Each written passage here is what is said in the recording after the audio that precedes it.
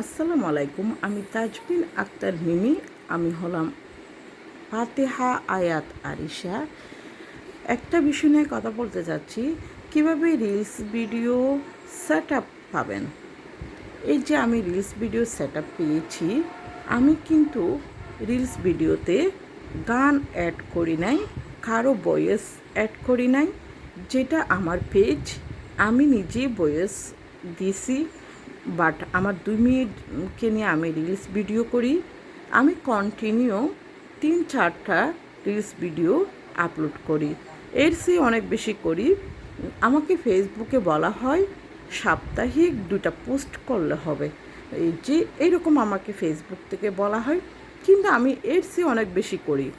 যার কারণে আলহামদুলিল্লাহ আমি রিলস ভিডিও সেট আপ পেয়েছি।